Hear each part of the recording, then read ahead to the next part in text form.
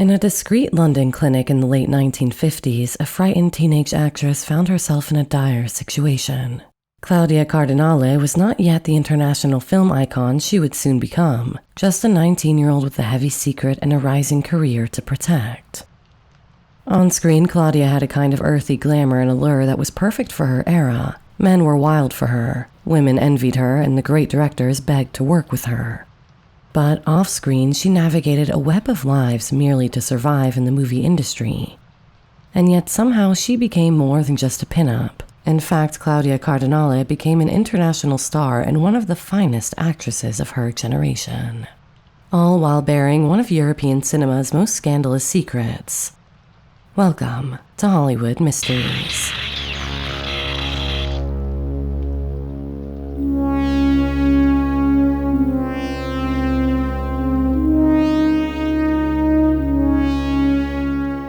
Claudia's improbable journey began in the most unlikely place, far from Rome or Hollywood, in a working-class corner of French North Africa. She was born not as Claudia, but Claude Josephine Cardinale in 1938 in La Goulette, a seaside district of Tunis, where her Sicilian parents had settled amid a large Italian émigré community. Though ethnically Italian, Claudia grew up trilingual in French, the Sicilian dialect, and Arabic. She didn't even begin speaking standard Italian until her late teens. As a girl, she was silent, weird, and wild, she later said, a self-described tomboy who would race boys on the streets and even leap onto moving trains to prove she had the guts to keep up. At school, she had planned to become a teacher, not an actress. In fact, Cardinale remembered utterly lacking, quote, the slightest desire to show herself on film sets. But fate had other ideas about that. The fact was that the young tomboy named Claude had grown up to be heartbreakingly beautiful.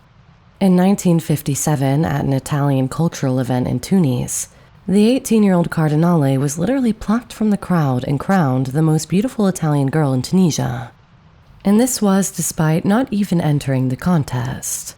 The prize was a trip to the Venice Film Festival, a journey that would change her life. Glamorous Italian producers immediately swarmed the exotic teen with offers, but she rebuffed them at first. It's like a man, she explained of her coy strategy. When he's going after you, if you say yes immediately, after a little time he goes away. If you say no, he desires you for a long time. Claudia enjoyed the attention but remained unsure about an acting career. She briefly accepted an invitation to study at Rome's famed Centro Sperimentale Film School. But after a few months which were hampered by her poor Italian and her lack of interest, she quit the program and returned home to Tunis. As she later put it, acting just was not for her at that time.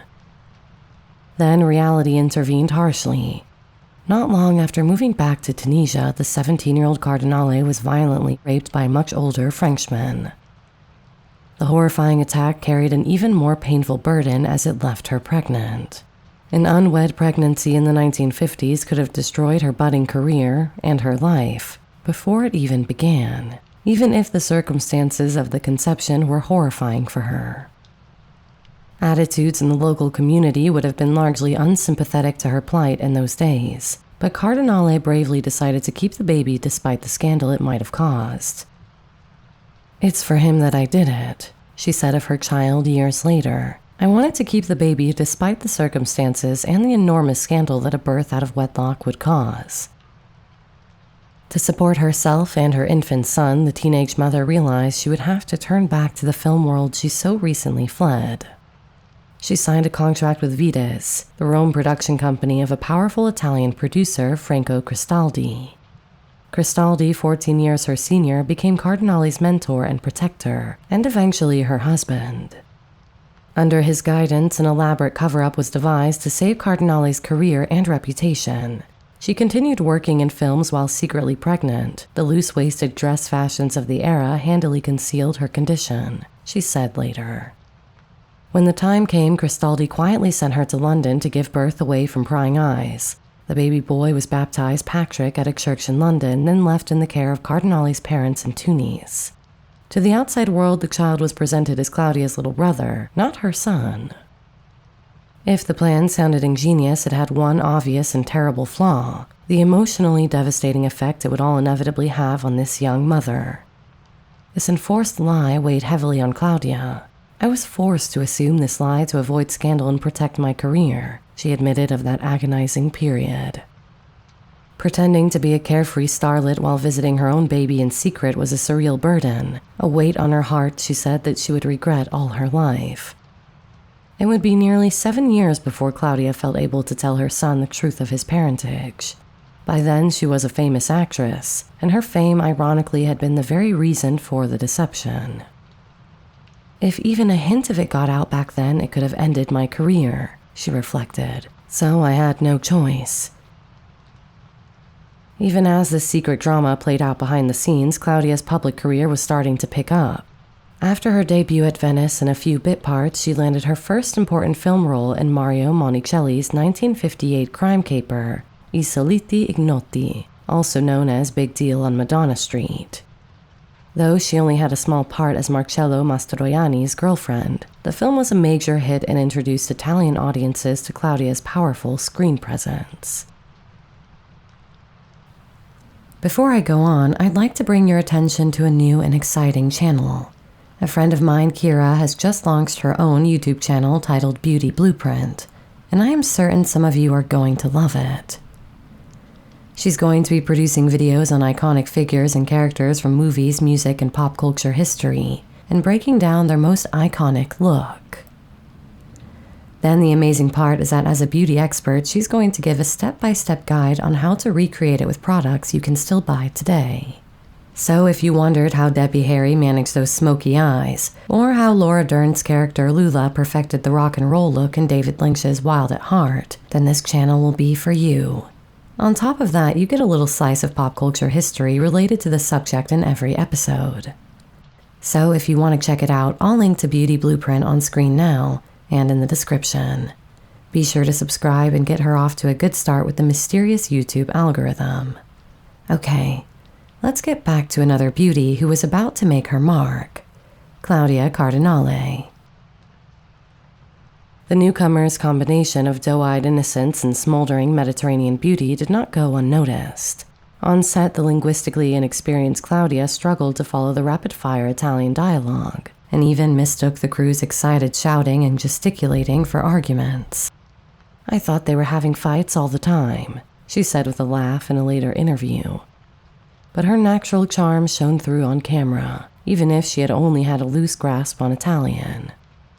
By the early 1960s, she was landing bigger roles, mastering the language, and becoming a staple of Cinecittà productions. Before long, the media anointed Claudia as the brunette heir to Brigitte Bardot, la nouvelle bombshell from across the Mediterranean. The press loved to dub her Cece, to Bardot's BB, and rhapsodized over her olive-skinned, dark-featured beauty. In fan magazines, she was often posed as a smoldering siren with cascading dark hair and bedroom eyes. She was a literal embodiment of post-war European glamour as the continent tried to rise from the ashes and look itself in the mirror again. A quick, flashing smile, a pleasingly husky voice, and a sense of humor add to the physical attributes not hidden by her costumes, one admiring review wrote of her early on. Behind that public image, Cristaldi was meticulously shaping her career. He put Cardinale under an exclusive contract that, while opening doors to top directors, also came with old-fashioned studio-era constraints. It was very strict, Claudia recalled of those years under Cristaldi's thumb. She was not allowed to cut her hair or gain weight. She couldn't even go out alone without permission. Every script and appearance was managed, and of course the big secret still stewed in her. Within this gilded age, however, Claudia's talent only grew stronger, and she begrudgingly accepted the limitations in the hope her son might one day benefit from it all. Her breakout year came in 1963. At just 24, Claudia Cardinale suddenly found herself the female lead in two of the most important European films of the decade: Luchino Visconti's opulent Sicilian epic The Leopard, and Federico Fellini's hallucinatory comedy 8½. In Visconti's film, based on Giuseppe Tomasi de Lampedusa's novel about an aristocratic family facing the twilight of its era, Cardinale played Angelica, a sensual 19th century social climber who catches the eye of both an aging prince, Burt Lancaster, and his dashing nephew, Alain Delon. In 8½, by contrast, she appeared as an idealized dream woman in the fevered imagination of a frazzled modern film director, Marcello Mastroianni's character. The two productions overlapped, forcing Cardinale to shuttle between Visconti's regimented set and Fellini's chaotic shoot in Rome. Even her hair color had to be changed back and forth to suit each role. Federico wanted me blonde and Lucchino wanted me dark, like I am, she recalled. So she'd dye her long hair every few days to accommodate whichever director she was due to face. The experience was as demanding as it was exhilarating. Visconti was an infamous perfectionist who ran his set like a theater stage. The Leopard's grand ballroom sequence with hundreds of costume extras, waltzing under crystal chandeliers, took 2 weeks of rehearsal to get right. With Visconti, we couldn't say a word. Very serious, Claudia remembered. Fellini, on the other hand, thrived on spontaneity and noise. His set for 8½, was like a circus with phones ringing and people shouting, and the director improvising new scenes on the fly. He would even personally pick Claudia up from her hotel each morning and chat during the drive to put her in the playful, dreamy headscape he wanted for that day's shoot. The young actress handled these dueling challenges with aplomb. Decades later, she would marvel that she made 8½, and The Leopard simultaneously, not quite knowing how she handled it. The fact that both films are now regarded as among the greatest masterpieces in cinematic history only adds to the extraordinary nature of what she achieved. Needless to say, it was the turning point of her career, and proof that she could be, to quote her, blonde and brunette, princess and whore, on command, and would inhabit any role a director imagined to the absolute fullest. By the end of 1963, Claudia's star was soaring. 8½, premiered to rapturous, almost completely ecstatic reviews. It would go on to win the Oscar for Best Foreign Language Film, and The Leopard triumphed at Cannes, taking the prestigious Palme d'Or. That same year, Claudia also stole scenes in Blake Edwards' Hollywood caper, The Pink Panther, playing a mischievous princess opposite David Niven and Peter Sellers. While The Pink Panther is hardly to be considered in the same breath as Fellini and Visconti films, it was a masterpiece in its own way, and it was also a massive hit. Audiences worldwide fell in love with the sultry Italian ingenue with the velvet voice. The New York Times fell into a swoon as they praised Cardinale's pleasingly husky voice and earthy, voluptuous beauty. She had become an international sex symbol almost overnight, a status she met with a mix of pride and amusement. Her voice, incidentally, had been considered so deep and unusual that many of her early performances were dubbed by others. However, by 8½, Fellini insisted on using Cardinale's real voice, and its distinctive rasp only added to her particular mystique. The Pink Panther's success brought Claudia to Hollywood's attention, and her co-star David Niven perhaps summed it up best. Upon meeting her on set, the debonair Englishman gave a courtly bow and quipped, "Claudia, besides spaghetti, you're the best invention of Italy." Cardinale would laugh about that line for years. And if you want more Niven wit and charm, be sure to check out the episode I'd made on him recently. I'll link it on screen now and in the description. Naturally, Hollywood was eager to capitalize on the Claudia Cardinale phenomenon. In the mid-1960s, she accepted a slew of English-language film offers, venturing to America to test the waters of stardom across the Atlantic. The results were a mixed bag. She played a French resistance fighter in 1966's Lost Command, alongside Anthony Quinn, a Mexican revolutionary's feisty wife in The Professionals with Burt Lancaster and Lee Marvin, and a Sicilian damsel in the Rock Hudson spy romp Blindfold, among other roles. For a time, Claudia lived in Los Angeles, even residing in Paul Newman's hilltop home while the actor was away. She partied at Hollywood hotspots and formed close friendships with stars like Steve McQueen and Rock Hudson. Still, she never quite took to the Hollywood way of life. The studio system tried to lock her down with a multi-picture contract, standard practice for foreign actresses discovered by Hollywood. But Cardinale refused. Very often, Hollywood gave European actors an exclusive contract. But I refuse that because it takes your freedom away, she said. She had more than enough contractual imprisonment back in Italy. To the consternation of studio bosses, she insisted on working her way one film at a time, no strings attached. After a few years, despite having made well-regarded movies and even a lifelong friend in Rock Hudson, she decided to return home. They wanted me to stay in Hollywood, but I'm European. I cannot stay here, she later said rather bluntly. In truth, she had no desire to be molded into the next Sophia Loren or to play token foreign vixens in a parade of Hollywood pictures. So in the late 60s, at the height of her international fame, Cardinale packed her bags and headed back to Europe on her own terms. One of the last and greatest films of Cardinale's 1960s run was Sergio Leone's epic western Once Upon a Time in the West from 1968. It was a joint American-Italian production shot in Spain and Arizona, and it cast Cardinale in a role unlike any she had played before. Jill McBain, a New Orleans prostitute turned pioneer widow, essentially the emotional core of Leone's grand, dusty saga. With her wild mane of auburn hair and knowing eyes, Claudia's Jill was a new kind of Western heroine, earthy, strong, and sensual, and the actress delivered a luminous performance that many consider the finest of her career.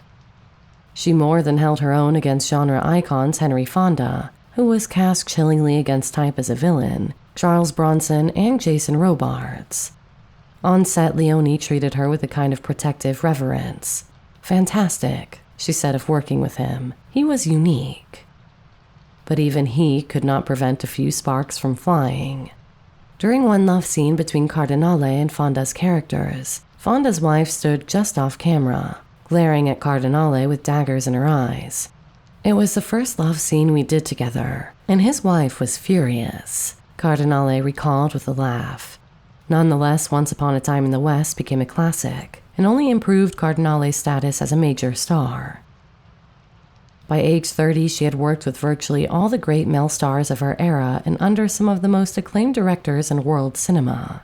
She had been feted in Hollywood and idolized in Europe, and remarkably, she had done it while largely steering clear of the salacious scandals that often plagued her contemporaries.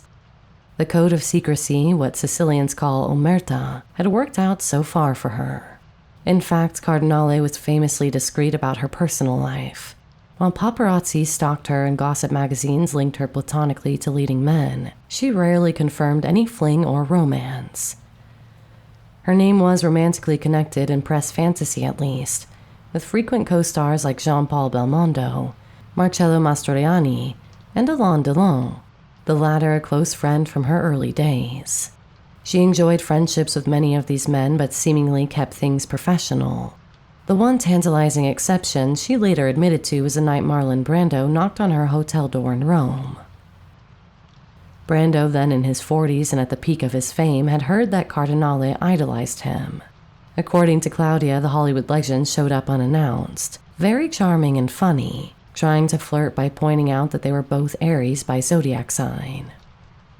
The 20-something Cardinale was so starstruck and nervous that she could only giggle. Ultimately, she thanked Brando and sent him on his way without so much as a kiss.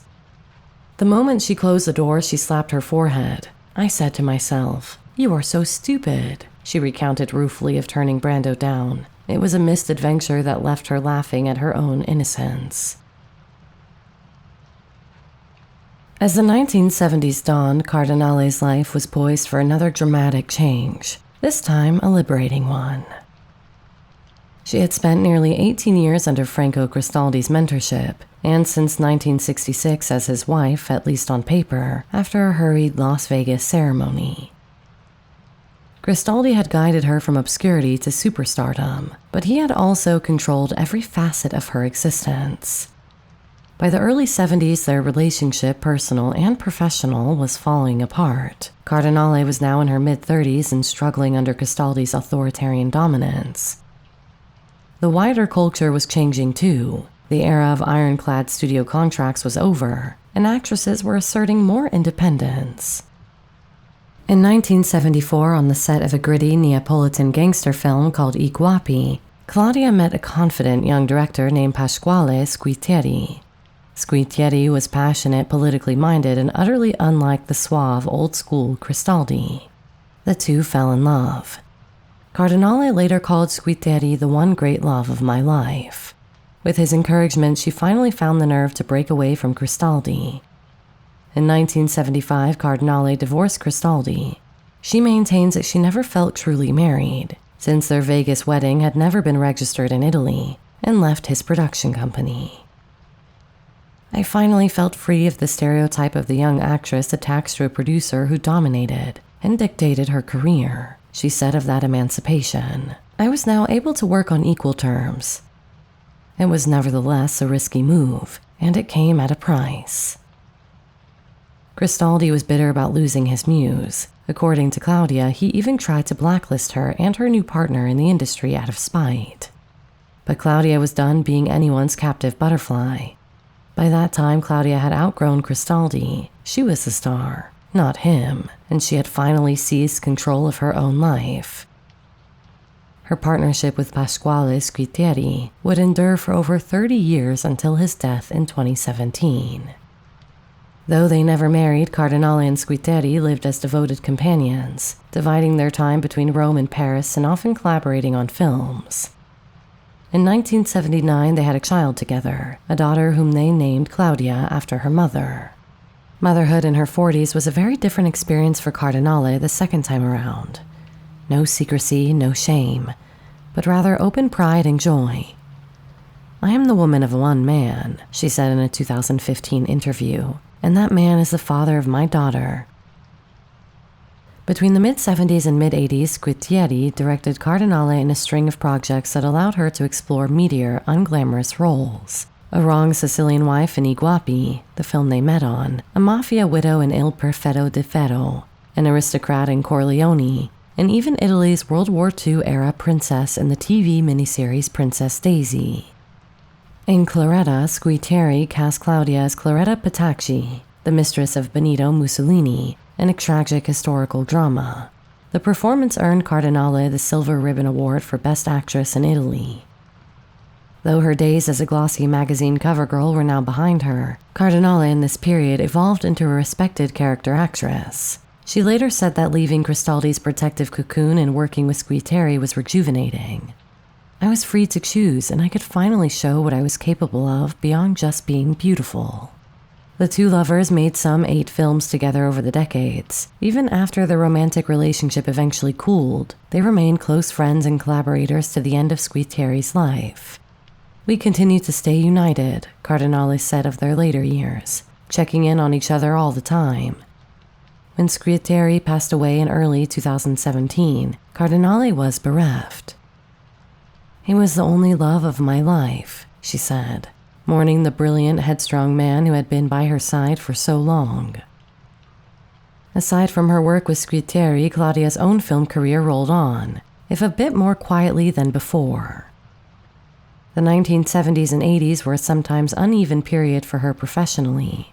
Freed from the obligations of her old studio contract, she experimented with a variety of international productions, some excellent and some forgettable.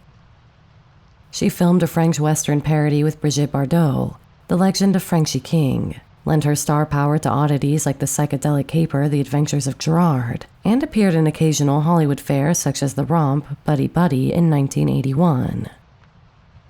In interviews, she has acknowledged that not every choice was golden. "I did a great many terrible movies in the 1970s and 80s, she laughed, and branching out from film into music proved to be a disaster. She once cut a disco record that was, as she put it, even worse than some of the B-movie schlock she'd been filming. But there were high points as well. In 1982, director Werner Herzog, a big admirer of Cardinale, cast her in Fitzcarraldo, his feverish tale of an obsessed man hauling a steamship over a mountain in the Amazon jungle. Claudia played the elegant brothel madam who loves the crazed protagonist, played by Klaus Kinski. She brought a much-needed touch of grace to the film's general sense of utter madness. She adored working with Herzog, whom she called fantastic, totally crazy. "I love crazy people."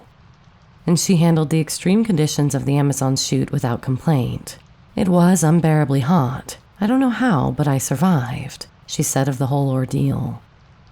Herzog, for his part, was impressed by Cardinale's undiva-like resilience. In his diary of the Fitzcarraldo production, he wrote that Claudia was such a good sport, a real trooper, and has a special radiance before the camera, noting that in her presence even the volatile Kinski would behave himself.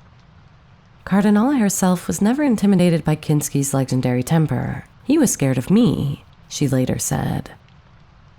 Fitzcarraldo won the Palme d'Or at Cannes in 1982, giving Claudia a direct role in yet another major cinematic triumph. That same year, she starred opposite her old friend Marcello Mastroianni for the 4th time in Liliana Cavani's war drama La Pelle, The Skin, set in Nazi-occupied Naples, adapted from the shocking novel by Curzio Malaparte, who, if you'd like a little trivia, was imprisoned by Mussolini in the house where Jean-Luc Godard and Brigitte Bardot would later film the masterful Contempt. For Claudia's supporting turn as a woman navigating the moral chaos of wartime, Cardinale won Italy's David Di Donatello Award, the equivalent of an Oscar for Best Supporting Actress. It was a reminder that, even in middle age, her talents ran deep. By the 1990s, Cardinale had become something of a grand dame of European cinema, revered, semi-retired, but still adventurous. She appeared in fewer films, choosing quality over quantity, and began spending more time at home in Paris. After decades in front of the camera, she decided to take on a new challenge that terrified her: live theater. In 2000, at 62 years old, Claudia Cardinale stepped onto the stage for the first time, playing a lead role in La Veneziana, a fairly steamy 16th century Venetian comedy. She had always shied away from theater, after being told her rough-edged voice wasn't right for it, but now she embraced the opportunity to prove herself anew. The play was a success, and Claudia discovered a new love for the magical energy of performing for a live audience. Theater, she said, gave her that immediate rush that even the grandest film premiere could not match, and it was a kind of rebirth late in her career. Parallel to her acting endeavors, Claudia also emerged as a quiet force for social advocacy. The shy girl from Tunis had grown into an outspoken woman who wasn't afraid to leverage her fame for causes she believed in. Over the years, she became particularly vocal about women's rights and equality, issues that resonated with her given her own terrible experiences as a young woman navigating a male-dominated industry and world. In 2000, Cardinale was named a UNESCO Goodwill Ambassador for the defense of women's rights, a role that has seen her travel the globe speaking out about women's education and domestic abuse. She has also supported organizations fighting AIDS and advocating for cultural diversity. Long before it was fashionable, Cardinale took public stands for the dignity of women in cinema. For instance, she famously refused to do nude scenes throughout her entire career, even when European films in the 1960s grew ever more sexually explicit. "I always refused to be treated like a sex object," she said, explaining that she had a clause in her contracts that she would never disrobe on camera. Even in her 70s, Cardinale bristled at the pressure on actresses to preserve their looks through surgery. "I've never had anything done to my face. I hate the idea of a facelift," she said firmly. "Aging is a part of life," she argued. "One should do it with pride. I was never naked and I never did anything to change my face. I don't like that at all," Cardinale insisted. "I like to be what I am because you cannot stop time." It is a sentiment that kind of encapsulates her ethos: authenticity over artifice, substance over image. In an industry built on fantasy, Cardinale managed to stay absolutely real. Remarkably, even as an octogenarian, Claudia never fully stopped working. Into the 2010s, she continued to show up on screen in select projects, often those she found personally intriguing. In 2012, she co-starred in The Artist and the Model, a World War II-era drama by Oscar-winning director Fernando Trueba, appearing as the practical wife of an aging sculptor played by Jean Roquefort. The role was small, but Claudia gave it with the same warmth she had in her youth. Around the same time, she worked with the Portuguese maestro Manuel de Oliveira, who was astonishingly 103 years old, on his film Guibo in the Shadow, joking that she simply couldn't turn down a director older than me for once.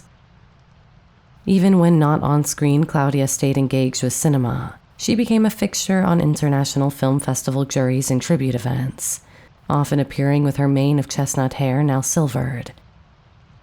At 74, she was still making 2 or 3 films a year, shuttling between continents to work with young first-time directors as eagerly as she once had with Fellini and Visconti. "I don't want to stop," she exclaimed in a 2013 interview, when an incredulous journalist asked why she was still acting instead of resting on her laurels. To Claudia Cardinale, continuing to work was life itself. Even a broken foot in her mid-70s only slowed her down temporarily. The moment she healed, she dived into 3 new scripts that had been sent her way, eager to get moving again after a rare idle spell. Unsurprisingly, the world has continued to shower Claudia Cardinale with accolades. She has received Lifetime Achievement Awards from virtually every major film festival. Berlin, Venice, which gave her a Golden Lion in 1993, Cannes, Cairo, you name it. In 2011, the Los Angeles Times magazine named her one of the 50 most beautiful women in film history. Streets and plazas in Italy and Tunisia have been named after her, and in 2023, New York's Museum of Modern Art curated a full retrospective of her work, screening restored prints of 23 of her films in a celebration of a career spanning nearly 70 years. It was a fitting tribute to a woman who, in some sense, is film history personified, a bridge from the golden age of Cinecittà to the diverse global cinema of today. Yet Cardinale remains characteristically humble about such honors. When MoMA feted her, she seemed more excited that many of the films had been beautifully restored than about seeing her younger self on the big screen again. "Cinema is a dream," is what she simply told an interviewer, and she was happy that new generations could keep dreaming along with her old films. One of the more curious tributes to Claudia came in 2017, when the Cannes Film Festival chose a youthful image of her for its official poster. However, this simple tribute ended up turning into one of the biggest scandals of her career. The photo showed 21-year-old Claudia in 1959, twirling in a light cotton skirt on a Roman rooftop, carefree, laughing, the wind in her dark hair. But controversy quickly erupted. Observant fans noticed that the poster designers had subtly airbrushed Cardinale's figure, thinning her waist and thighs. Critics accused the festival of needlessly slimming down an icon who had never been painfully thin to begin with. As headlines blared about the dictatorship of thinness, and social media buzzed with outrage, Claudia herself stayed above the fray. To her, the whole fuss was absurd. The then 78-year-old actress responded with bemusement, calling it a fake row stirred up over nothing. Yes, the image had been retouched, she acknowledged, but it was done, quote, to accentuate an effect of lightness and transpose me into a dream character, not to insult anyone. As a committed feminist, I see no affront to the female body, Claudia declared in a statement, noting that there were far more important issues in the world to worry about. It's only cinema, she shrugged. Cardinale has always understood the difference between the fantasy of film and the reality of life. On that Cannes poster, she is very much the cinematic dream of the laughing young woman dancing barefoot on a rooftop. But in her actual life, she is something far more substantial, a survivor, a pioneer, and a woman who refused to be defined by anyone else's image of her. Now in her late 80s, Claudia Cardinale lives quietly in Paris, but her presence looms large over the culture of cinema. Watch any of her classic performances, the incandescent Angelica waltzing with a prince and the leopard, or Jill McBain standing alone at a train station in Once Upon a Time in the West, suitcase in hand, and you'll feel the charisma of a star who effortlessly commanded the world's attention. Yet her off-screen story is just as compelling, a tale of resilience, self-determination, and grace under pressure. Indeed, through her films, she has lived many lives, from peasant girl to princess, from biblical matriarch to modern muse. In doing so, she carved out an identity that transcends any one role or era. As she once said of her philosophy, if you want, you can. Claudia wanted it, and she could, and generations of film lovers will always be grateful that she did. That's about all for this one. I really hope you enjoyed hearing all about Claudia. She's an actress that always fascinated me for some reason. Maybe because she turned her back on Hollywood and went back to Europe to do what she wanted. Anyway, if you have a favorite film of hers, please let me know what it is in the comments. Until next week, sweet dreams.